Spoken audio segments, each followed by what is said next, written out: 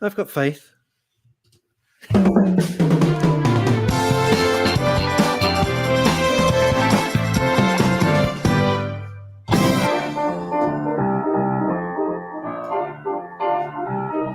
I think you ought to know, do-do-what-it-up, men's radio, do-do-what-it-up, the place where men and women really speak, do-do-what, do-do-do-what, oh man, what a show, do-do-what-it-up, it's men's radio, do-do-what-it-up, this crazy show is on 3 times a week, do-do-what, do-do-do-what, now Russ and Phil are there to help with all your cares. We laugh, we cry, we talk like grown-ups do. But if you're sad and low, do-do-what-it-up, it won't cost you no dough. Do-do-what-it-up, it's radio, that's the place for you. With Russ Kane and Phil Dave. Hey, Do have Phil. to say, it's mildly, Phil. it's hilarious. Yeah, it's How- great. How Phil, our very special guest is mildly horrified at he's you. And just thinking, what the bloody hell? Phil, have I ever, had improper relations with you? I have no idea how I'm supposed to answer that. Well, yes or no? Have I? Well, let me Uh, give you $12 million because it seems reasonable. I'll leave it there. Dear, oh dear. Look, do you know what? I Ka-ching. well, Jesus, I do think the idea is that bloody ching. a certain royal household wants this stuff to just go away, and no one can really blame them for that. It's never going to go to trial. It was never going to go to trial. I posted it up on. This is all about mental health. In that people just take us for dummies. They just take us for dummies. Hi, Sen. They just take us for idiots, and it's just not on. It's just not. But on. it is. But what I find fascinating is every single time Yeah. there is, say, either scandal in the royal household, scandal in parliament, wherever it may be, Yep. everybody reacts as if it's the first thing they knew that there was corruption or scandal, alleged corruption, I should say. Who knew? Huh? There was alleged corruption or scandal within sort of the upper echelons of society. Get a grip. We know that's not true sorry, because it just happened. we know that's not Get true over it. because we're just peasants. We are just peasants who should be tugging our forelock at the mighty and the good. Well, and our opinion doesn't count about anything. no, but it doesn't. And that's the point. And this is why I really wish some people would get a grip on that. Because I was having a conversation with a friend of mine. I know it's shock horror. I have friends. Having a conversation, Jesus. Where'd you get that from? having a conversation with a friend of mine a couple of weeks back. Okay, we were in Brighton, would you believe, for a friend's 40th. And as we were walking along the beachfront, it was absolutely freezing, by the way. Can I just tell you a really good bit of advice? Never go to Brighton in January. Okay? Yeah, only a schmuck would do that. It's not nice. It's freezing. Okay? Yeah. The sea air just makes it really, really cold, and it actually shatters your illusion of what is ordinarily, in summer months, a wonderful place to be. However, that's the one side. You like the Green Party, it's nice. Having this conversation about the fact that there are so many things that are politically speaking are just wrong with the world right now. And this friend of mine was getting really wound up about it. You could actually see his skin color was changing. His blood pressure was actually really boiling over talking about these subjects. And I just said, why do you get so worked up about things that are beyond your control? I understand that you're annoyed about it. I understand you're frustrated. I understand you're disappointed by all of these different things that trouble you with the world. But why do you let it get to you so much? You can't change it. Precisely. The only one who's going to feel unwell for it, if you get that agitated, is you. And it doesn't change the situation. It will just make it 100 times worse. Why do you do it? And he kept sort of saying, but of course, if you don't get angry, if you don't try and change things, nothing will change. And this argument's been going on since the Tudor times. It's not going to forget it. Forget it. Nothing you can do. Now, a few good mornings. You're quite right, by the way. And the main thing to draw from that is don't go to Brighton. Don't go to Brighton in the middle of winter. Hello to Asa Don Brown over in New York State. I knew you'd be watching for this show. Let's go to Manhattan, USA, New York City, Elizabeth Green. This is very pertinent to your brother. Let's just say Elizabeth Green. Now, here's a little thing. It says, good afternoon, everyone. Whenever there's money and fame, scandal will be waiting in the wings, ready to pounce. I think the big British disease, and I've always said it, is we can't stand success. And one man who knows more than anybody else about this is our very special guest, Gerald Ratner. Oh my goodness, we are not worthy, sir. Well, we are worthy. We are worthy. Hi, Gerald. How are you? I'm very well, Russ. Nice to see you. Do I look any better? I don't mean like physically, because I look terrible. But I mean, is the picture any better now? I'm hoping. Yes, I've rebooted everything. You were a bit of a blur, but apparently that's how I. No, that is how I look these days. Yeah, I was since we last met. That's how I look. I think that's just stress. But yes, I think it is. Well, thank you so much for coming on to Men's Radio. Really appreciate it. Brave of you. Yeah, it's nice to be here, but no, I've faced my demons now for 30 years, so I feel it's the best approach to have rather than hide away from them. Precisely. Now, I've been after you for ages to come onto the show, and I'll tell you for why. It's not to regurgitate everything that happened, which is incredibly well known, but we will touch on it. But it's the mental health side, the well-being side, that has always fascinated me, because there you are, one of the most famous folks and one of the most successful people in the UK. Everybody knows you, everyone knows the store. It seems to the outside world, you say something, boom, your world explodes, everything goes as bad as it conceivably go. And I'm just fascinated, along with everybody watching all over the world, how you bounce back, that how you find the fortitude to not let that crush you, how you find the mental strength to say, right, okay, I got to deal with this. Well, I didn't deal with it. I didn't have the mental fortitude to bounce back. I actually did nothing after the speech for 7 years. I believed everything that was said about me by the press. Oh my gosh. Yeah, I know. I was the butt of jokes at weddings and bar mitzvahs, and somebody who was sort of retailer of the year and had all these nice things said about me. Suddenly, it was exactly the opposite, and it was just horrendous. I know half of it wasn't true, but you know what happens when you're a tabloid punch bag. You're targeted. I mean, they are. I'm not here to criticize the press, but they're ridiculously disingenuous. But that's what they do. So I took it to heart, and it wasn't the money. It was the fact that I built it into the world's largest jewelry business, and was very proud of what I'd done, and was very upset that a lot of my young managers lost their jobs, and the whole thing was humiliating. So I didn't really bounce back. I was. I famously used to lie in bed every day and watch Countdown. But it did come to. I did. It was quite a good program when Carol Vorderman was doing it. I was going to say, sadly, not the program it once was. I used to as well watch that quite religiously. Yeah. I suspect that sort of in terms of sort of feelings and emotions and having to adjust, it was kind of very similar, I would imagine, to what everyone went through in terms of with the pandemic. You know, one day life was relatively normal, and then bang, just like that, something's flipped on its head. And would you say that that's an accurate sort of assessment, that you had to sort of really adjust quite quickly to a new way of the press behaving? Very accurate. You know, I was self-isolating before it was a thing, and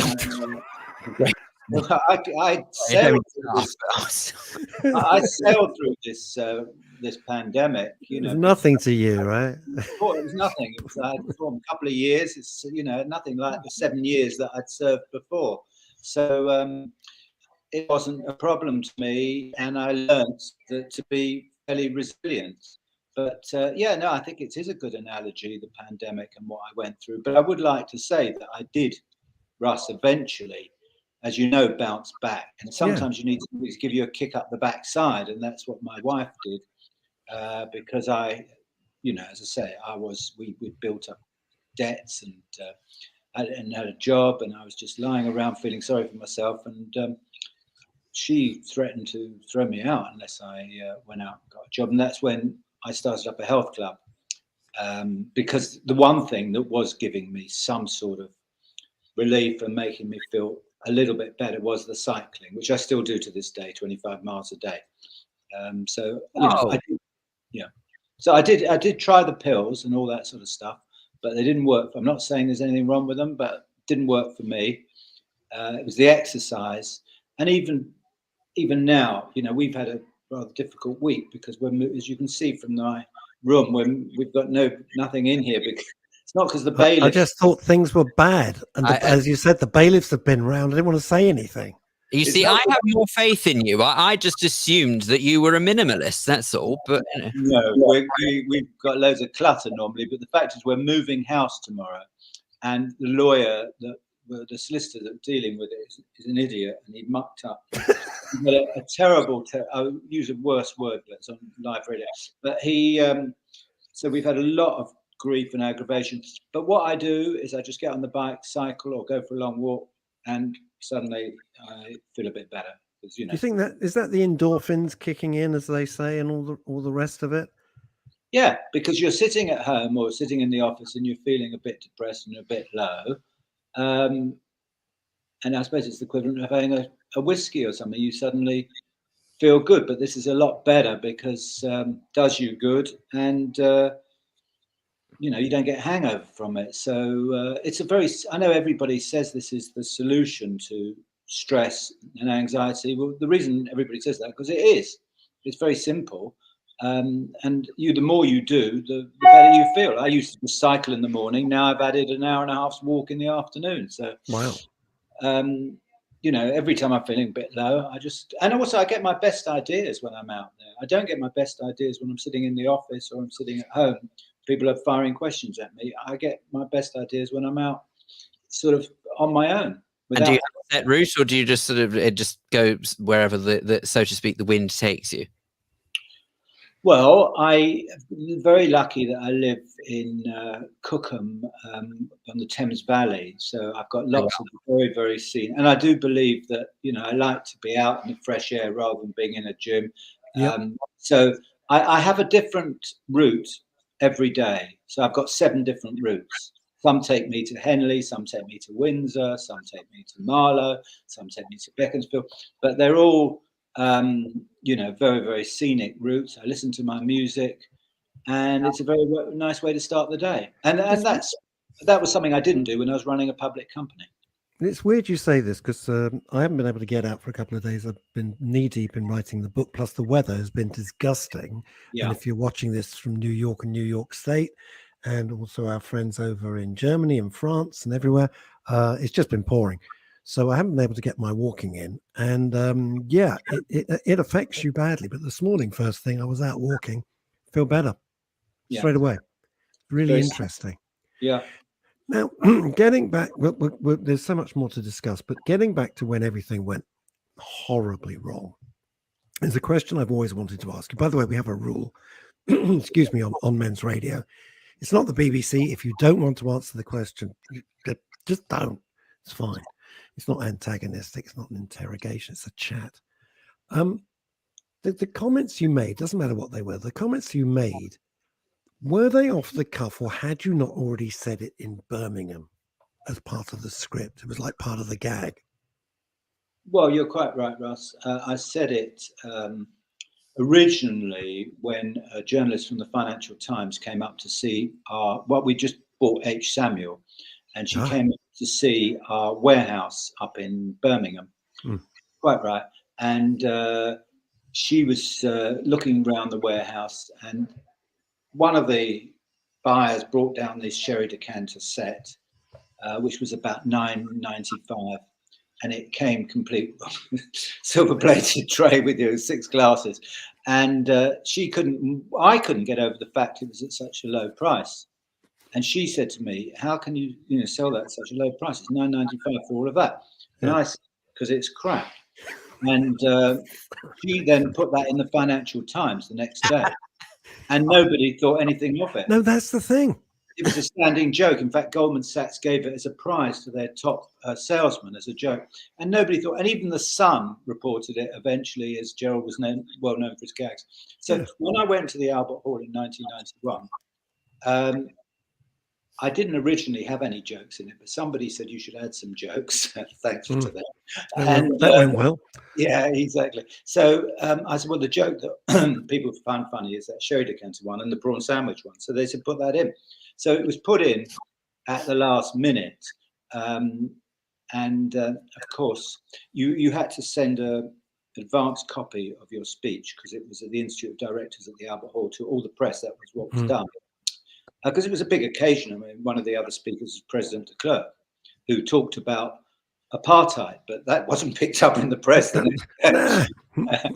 Apartheid versus a cheap decanter set. No, exactly. So, but I think the difference was that in 1991, we were going through a very deep recession and people were looking for scapegoats, and it's a bit like the banking crisis and Fred Goodwin sort of thing. It was, you can make a joke when things are good, but when things are bad, it doesn't go down well. See, I was having this argument on Facebook, and people were saying, "What a stupid blah blah." And I said, "No, you've misunderstood. This was a pre-existing gag that had been done before. No one took offence. Boom." And yeah, I thought I was on safe ground. But I should have realised that it was a big event, which was where the press were going to be there, attended by them, and I shouldn't have used that word. And but of course, it was also a slow news day. I mean, genuinely, it was a slow news day. Well, the Sun originally had the headline that they were abolishing the poll tax, but when the Mirror ran with this the night before, they changed their headline to this because it ticks all the boxes for the tabloids. It's supposedly a millionaire making fun of people with less money, which was completely not what it was about. But I'm not blaming the press. It was a misjudgment. You're most welcome. You're most welcome to dig at the Mirror on this program. Everyone does, and it just looks stupid because the press are what they are. Well, steady. I mean, I work with some of them, but yes, as far as someone like the Mirror is concerned, I completely agree. But the point, particularly, all right, I'll say it. The Mirror are particularly bad. But anyway. They are particularly nasty. But that's unfortunately that's what they've made their business model on. Is that they regressively they pick a scapegoat and they just go gung ho. There's no other way to describe it. But if you shoving that to one side, I suppose that what it reminds people is that we say now that we live in a day and age where people react badly to situations and don't take a joke, or they just take things too seriously, or whatever it may be. I think we dub it the age of wokeism, but it actually goes to show that, frankly, it's been around for a long time. I just think that sort of the volume and the opportunity to react badly to something is a lot greater now. Obviously, sort of the invention of social media hasn't helped at all. And now sort of the way that people digest their news on their smart devices every 2 seconds, unfortunately, reaction is just there in your face at every given second. A misnomer, if ever we had one, smart device for dumb people. No. Gerald, why is it? It's something that we talk about a lot, and a lot of people on the comments are saying the same thing, and it's something I've believed for a very long time. In the UK, we hate success. We pretend we like success.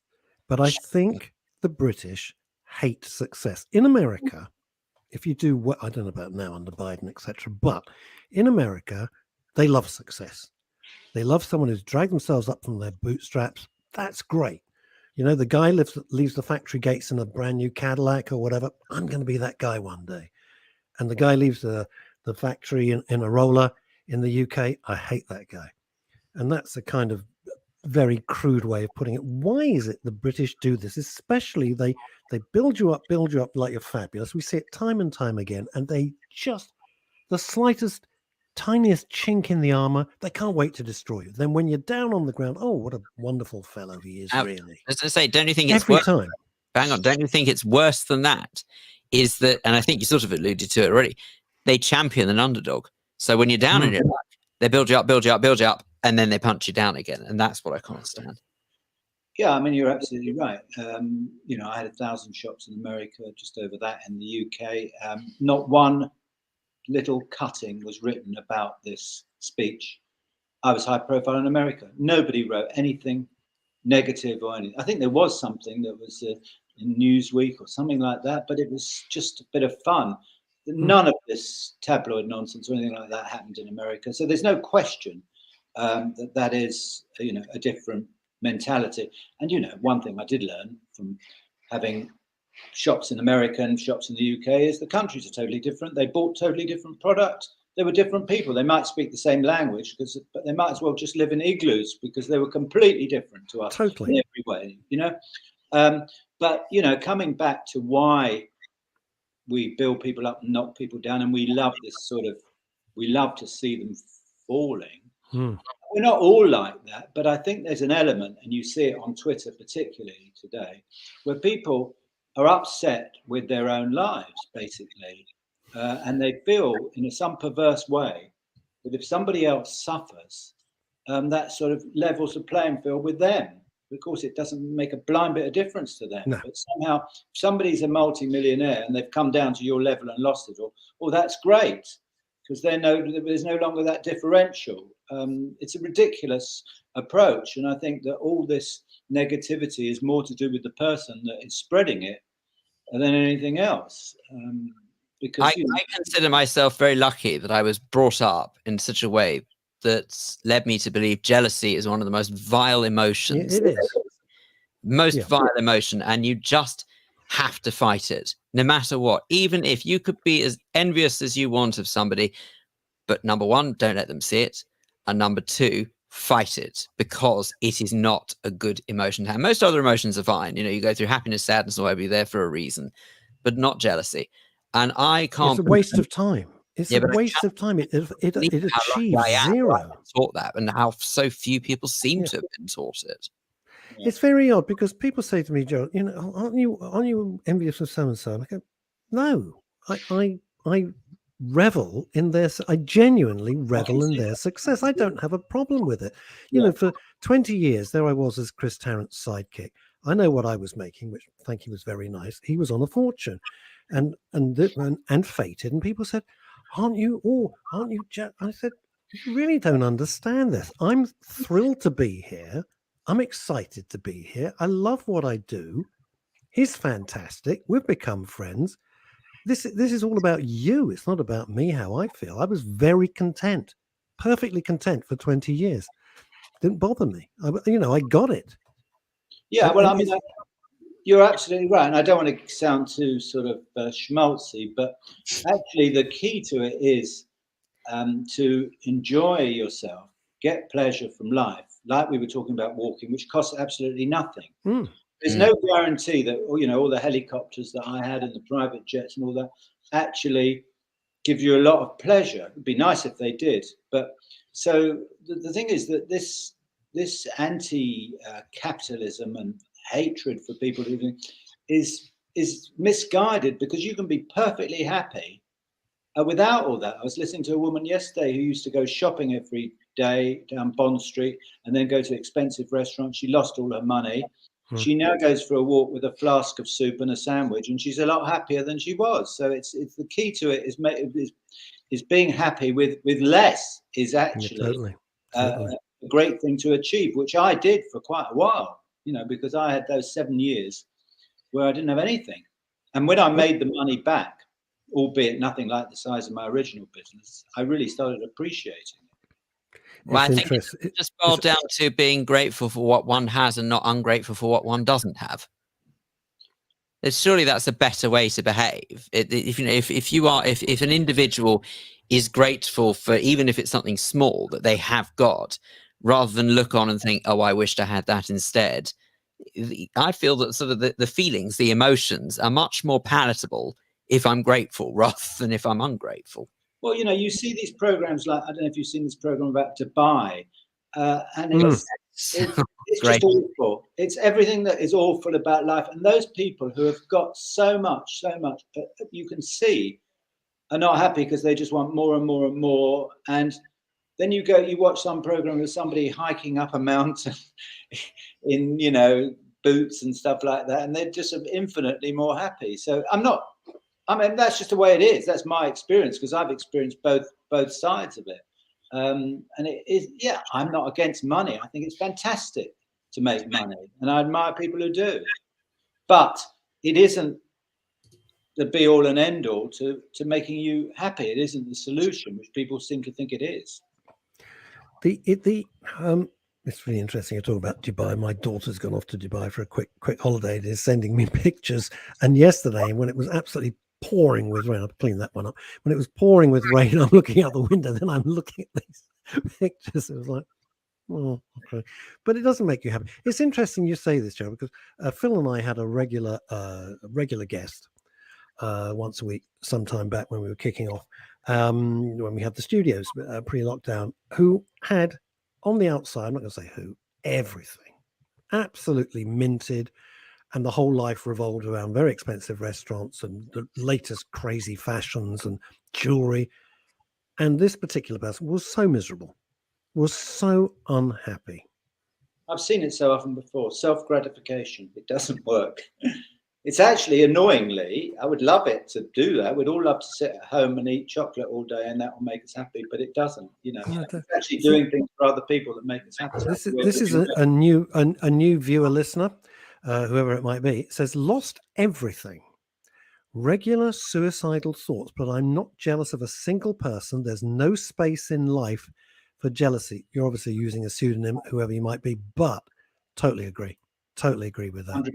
100%. And this is coming in from New York State now. Asa is a top member of the psychotherapeutic community in the States. We live in a society that is motivated by hate and envy rather than their own internal drive to achieve success. I think I honestly agree with that. I don't want to agree with that, but I do. It's a depressing thought, but I think it's absolutely right. Yeah. It is. And then there's this. There will be some people who would turn around and say, but that is the nature of capitalism. And don't get me wrong, can I just say, I'm not anti-capitalist. Let me make that very, very clear. On the contrary, I'm quite pro it. But because I believe it's the only sensible way to behave. But I would suggest that it is amazing the number of people who seem to work against it rather than with it.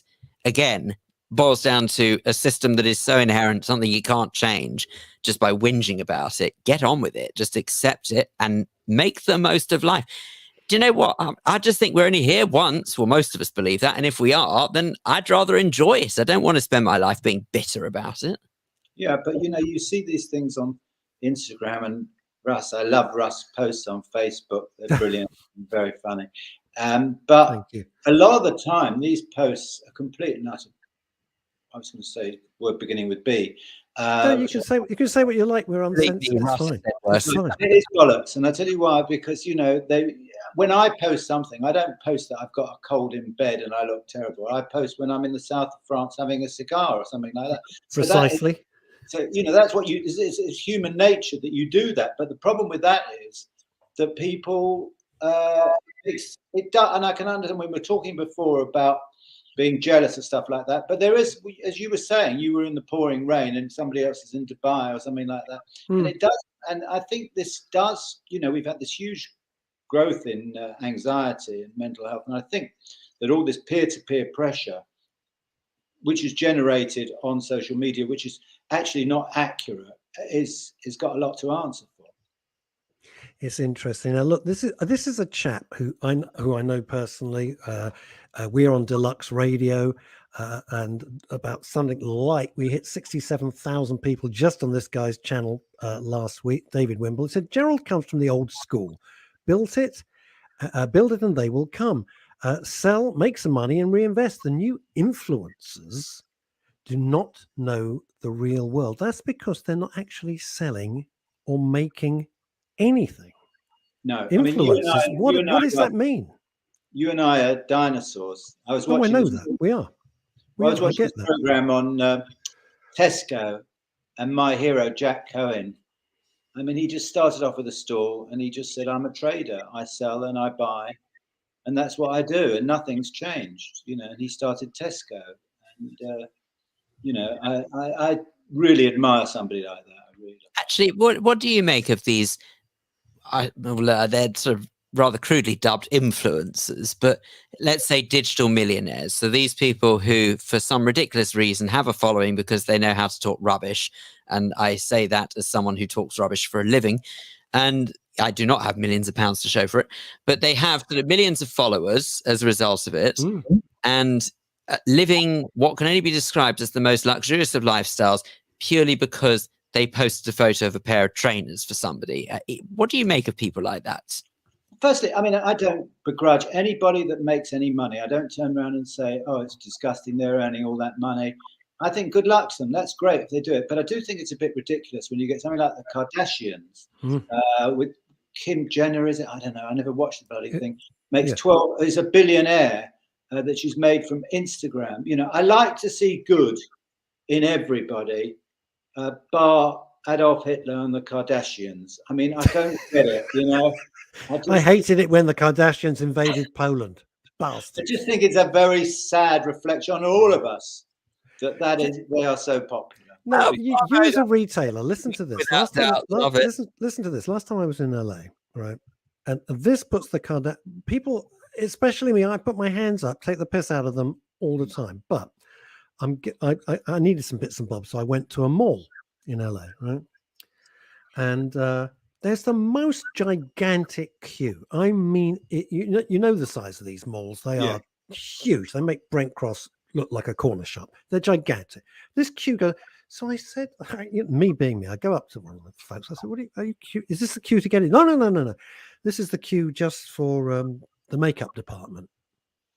I'm looking at this queue going off into the horizon. I said, how long have you been standing here? They said, well, 4 hours so far. And I went, what's going on?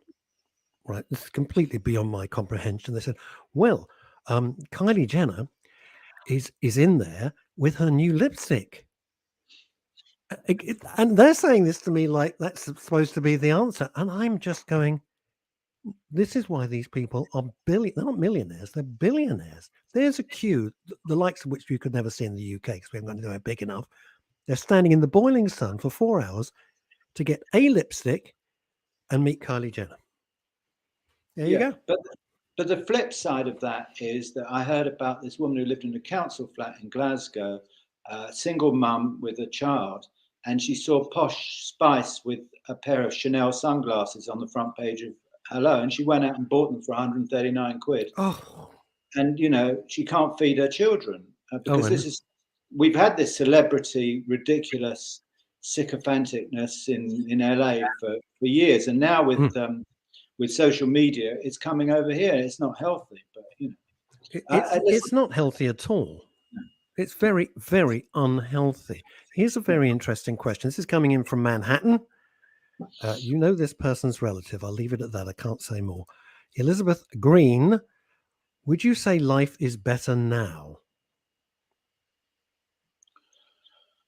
Well, I think technology is fantastic, and it does make life a lot easier. You know, I had to go to a very funny part of Manchester yesterday to do a speech. Well, that doesn't narrow it down very much. Cheetham Hill. In Altrincham, in a mosque somewhere. I don't know, in Masonic Hall. It was off the beaten track. I'm going to Dubai next week to do a speech. So that's going to be nice. But no, the one I did in Manchester. And there's no way in a million years I would have got there if it wasn't for Waze. And it made my life so easy. And while I was on listening to Waze, somebody phoned me. I dealt with a business thing. And then, you know, and I felt, you know, in the olden days when you used to go up north, it was like say goodbye to everybody for a week. And, you know, I did it.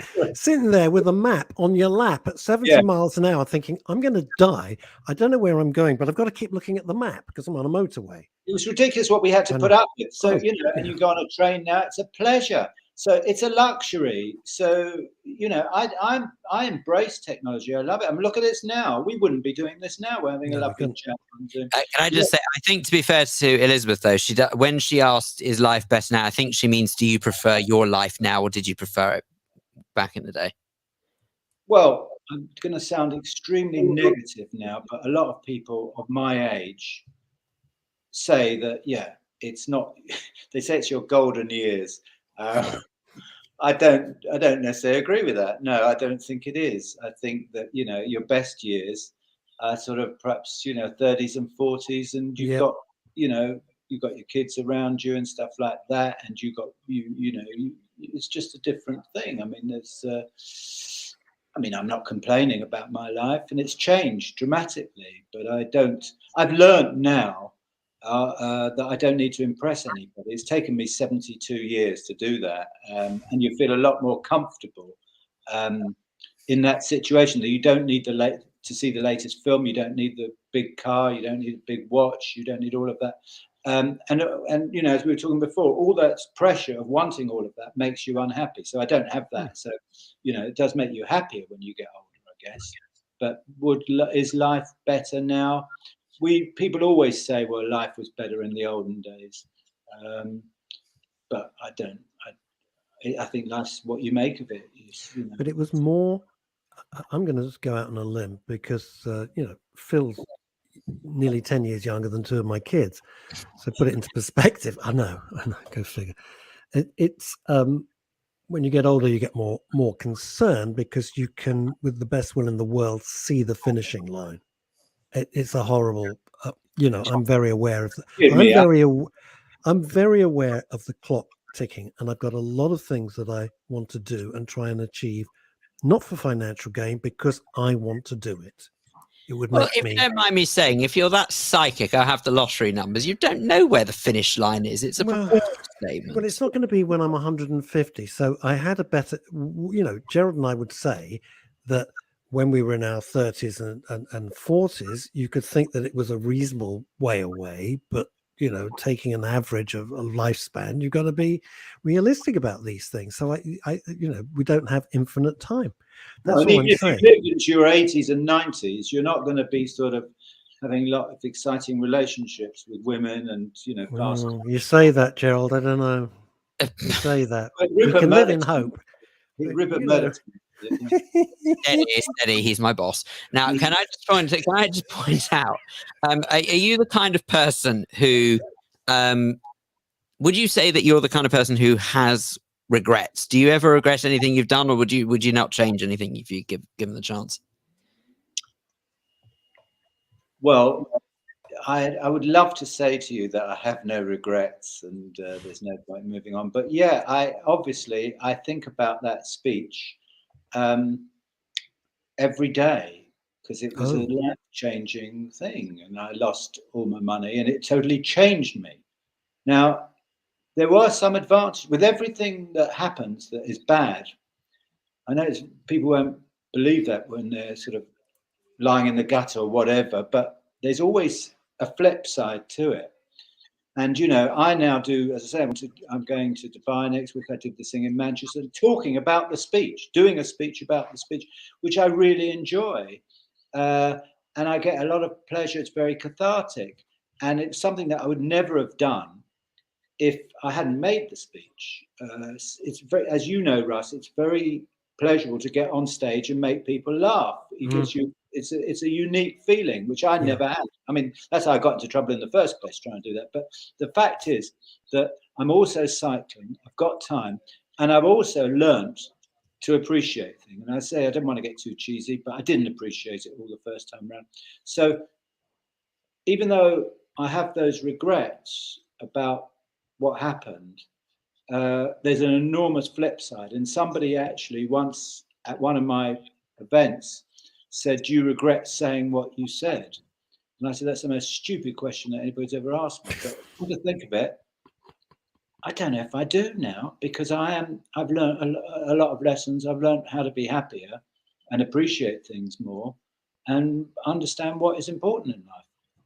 See, what I get out of that, which is really key, is that you, and bear with me with this, you achieve what many people think is life's goal. In other words, you had it all. You had loads of money and private planes and all the fabulous trappings that people go, that's what I want in life. And yet you said several times during our conversation, which fascinates me, you didn't appreciate it. No. And it was like, did you, if you're walking to a private, I'm going to be a silly example. If you get out of a beautiful car, you're walking into a private helicopter, you just think, well, that's how it should be, as opposed to, wow, look at this. This is great. Well, you know what I was thinking? when I got out of that limousine and walked onto the helicopter, you know what I was thinking? Is that the brokers are going for £200 million profit this year. How am I going to make it? We made 125 million the year before. And you're always under this pressure. And that's why I would advise somebody who is successful to just stop, smell the roses, enjoy their success. But no, everybody seems to be on this treadmill that whatever you achieve, it's not enough. I'm sure that Elon Musk is very upset, you know, that Jeff Bezos has suddenly become the richest person, or vice versa. It's really killing. There's never a point that you don't look over your shoulder and think somebody's doing better than you. So then, if that's the point, then don't drive yourself mad. I mean, this is not good advice for making money, but it's good advice for making you happy. Don't keep pushing and pushing and pushing, because there's no point in the end. You'll never achieve your goal. You'll never get to where you want to get to. See, because this is the men's radio station is all about mental health and well-being, and that is the absolute crux of our chat today. And what the most important thing to draw from the conversation is that your happiness doesn't come externally. And we have so many guests who really reiterate this. Your happiness can only come internally. Stuff won't make you happy. It's stuff at the end of the day, whether you're wearing a £50,000 Rolex or a £10 Timex, it's a watch. It's nice. Russ, you wouldn't believe what people are trying to do at the moment to get a £50,000 Rolex, because there's a bloody waiting list. Oh, I know. They're going because they can't get them. And it's like the most terrible thing in the world. And somebody phoned me up. They wanted this Patek Philippe watch. It's unavailable, and you can only put your name on the waiting list if you already bought a Patek. And can I get it and stuff like that? And they're actually having a bit of a fit about it. And I'm just wondering why. Well, who says time waits for no man? Do you know what? I'm sorry, Phil. Go on. No, I was just going to say that. So on what you were both saying just now about appreciating what's around you or what have you, I guess if you think about it, it doesn't really matter the degree of success. Appreciation is something we're probably all starved of, because when you look at, let's just take a situation where one was to say, I came back today via public transport through the London Underground and also through the National Rail.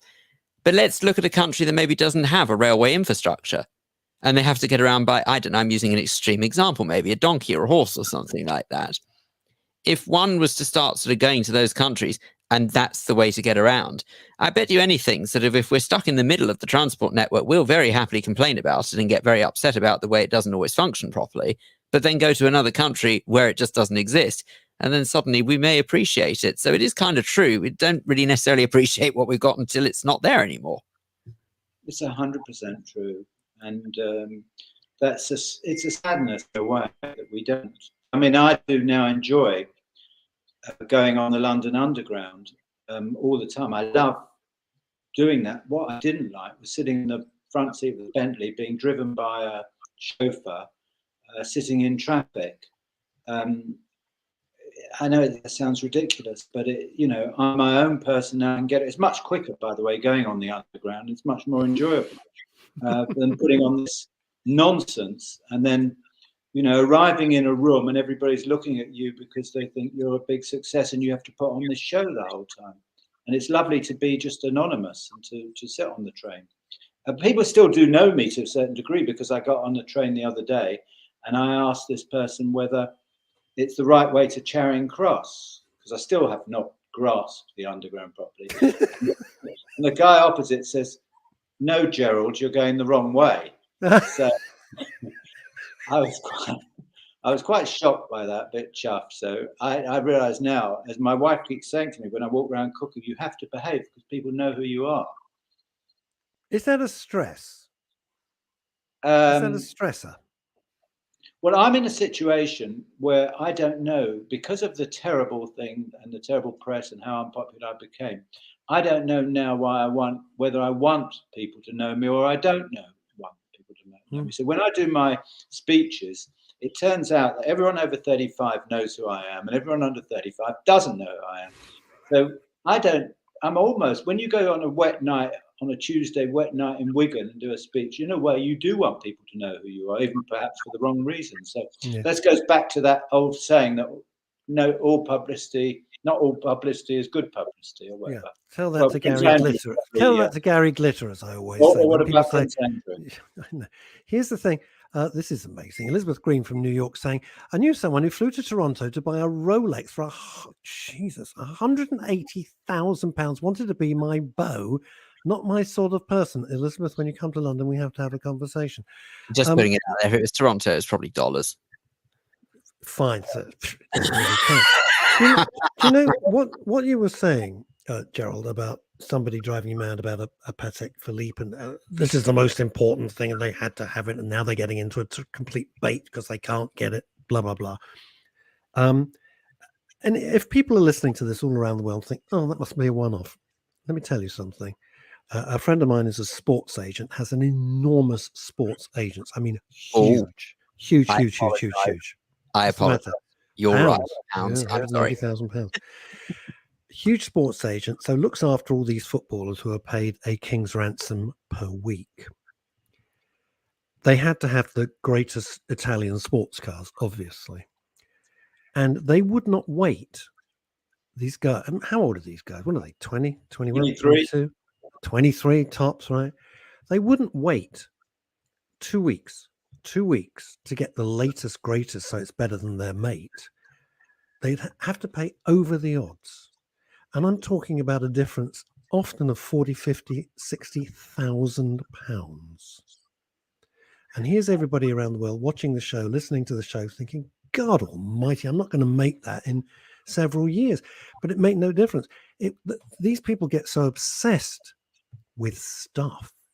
He had to open his own car brokerage to supply them with just insanity. But that's how they see it. Yeah, unfortunately, I was that person in my 40s or 30s even.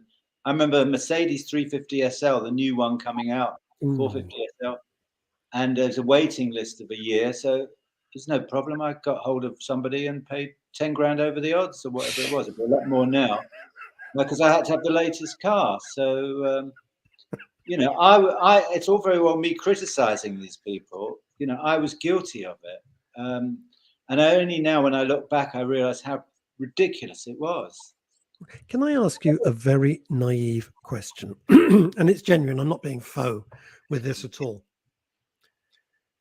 You made a gag, right? You've built up this huge empire, thousands of employees, shops, everything like that. In one gag, completely brought everything tumbling down. Was it that they felt you had no respect for the people you were? I still, to this day, maybe it's just me going, well, it was a gag. Get over it. Well, I think if I would have been in any other trade, if I was selling paint or I was a chemist or furniture or even food, it wouldn't have been a problem. But the thing about jewelry is that you give somebody an engagement ring and there's no branding of the product. The branding is the shop you buy it from, whether it's Tiffany's or Ratner's or whatever. So after that crap thing all over the press, and the Sun, remember, had 17 million readers in those days. Now it's got 2 million.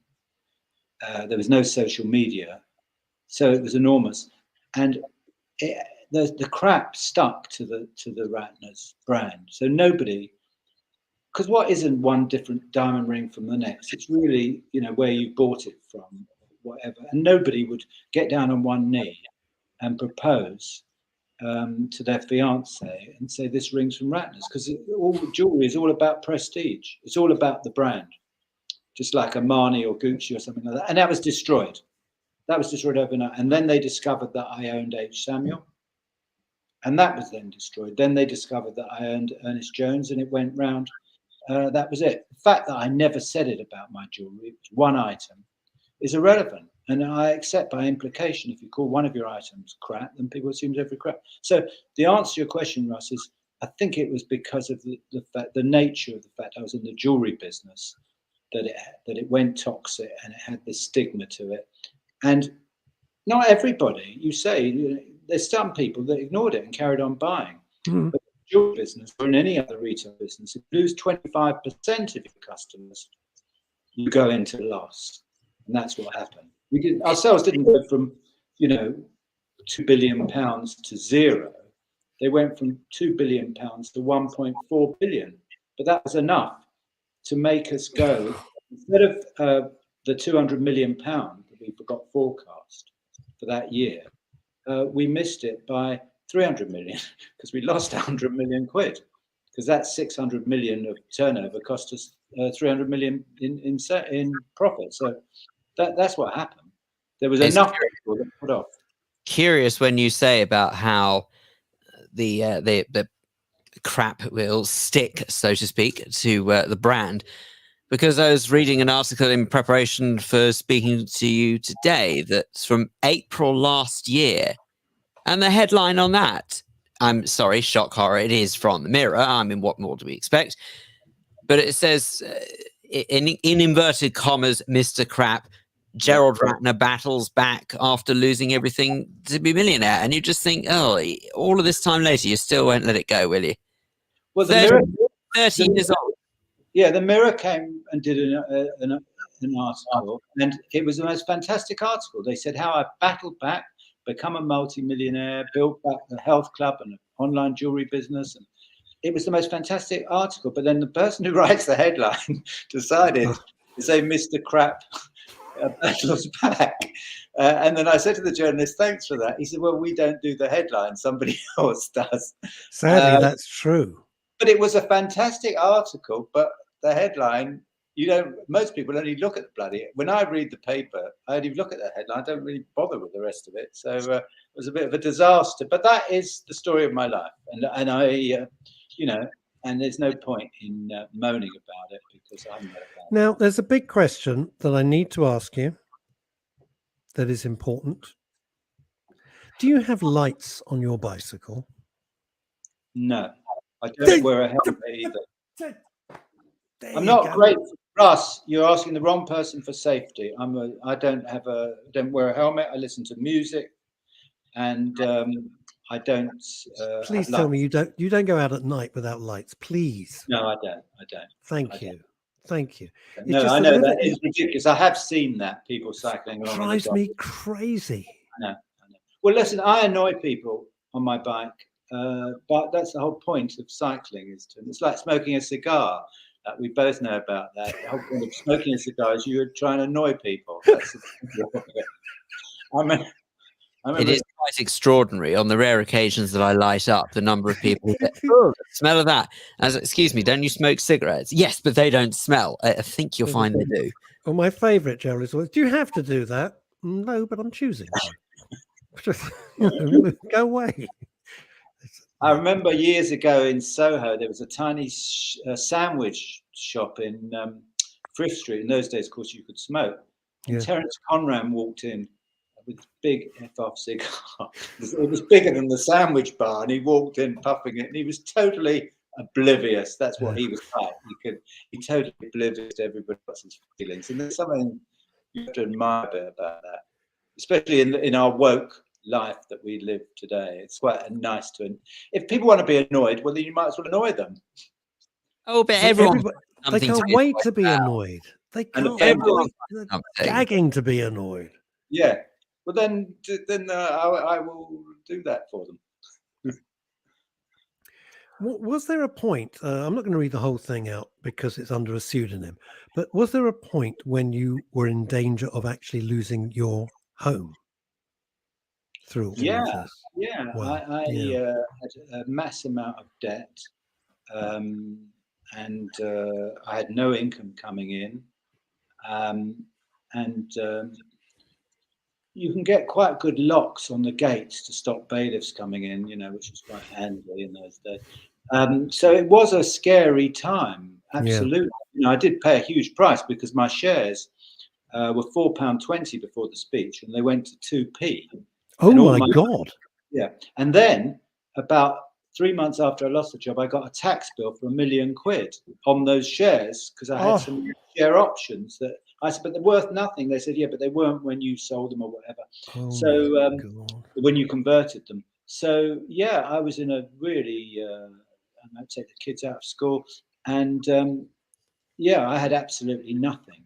And then that's when I was also, in a very dark place myself. I was on some sort of, I was going to say Viagra, but that's not the one. Prozac. It could have been. Viagra not for us to pry.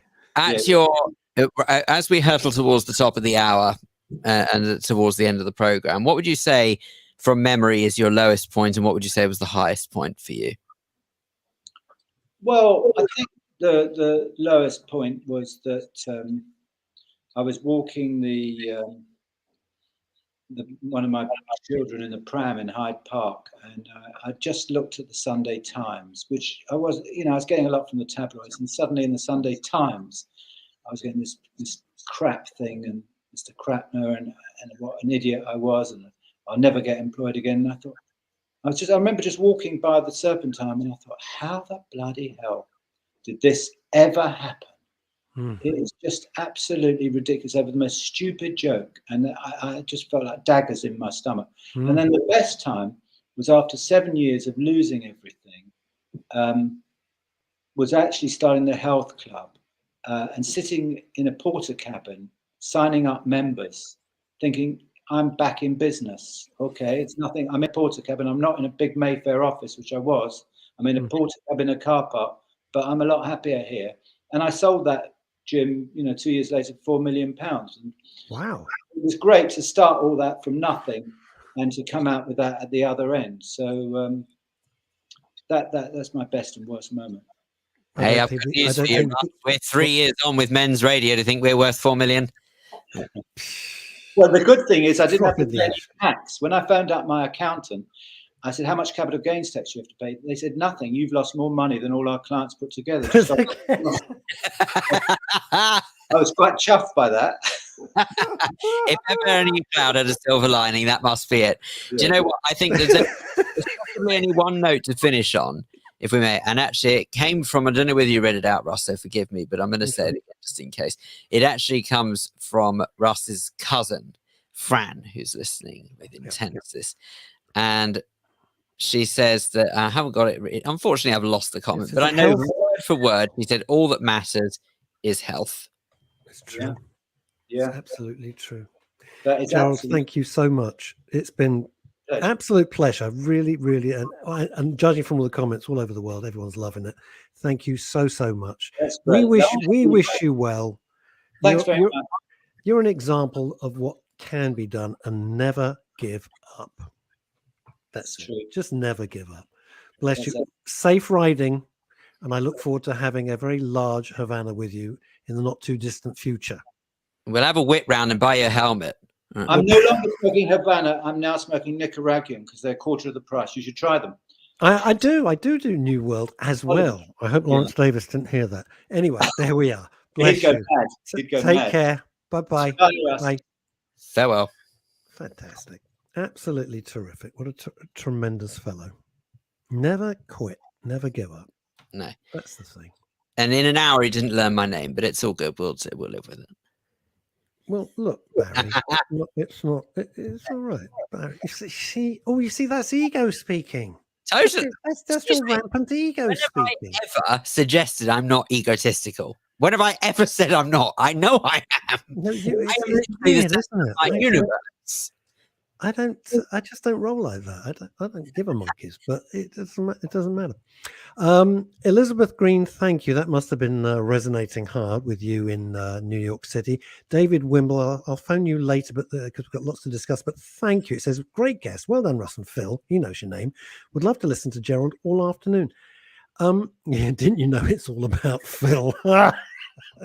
It is. Somebody said, could you run this? Yeah, somebody was talking about business. I said, could you run this past your business partner, Phil? I said, hey, excuse me, what? He's not my business partner. He's not my business. I had this whole conversation yesterday with a whole new project. They said, do you think Phil? I said, I don't give a monkeys what Phil. It was I hilarious. don't give a monkeys what you're doing either. I'll just turn up and talk. That's the point. That's the point. That's the point. And Tony Murray says, enjoyed that interview. Thanks. Thank you. Thank you. Thanks for everybody for watching all over the world. I'm glad you enjoyed it. I'm glad you enjoyed it. It's nice when people just come on. Hopefully the whole thing about men's radio is they can just feel relaxed and be honest and know that we're not going to try and trip them up. We'll do it all over again on Friday, shall we? See you at midday. Bye.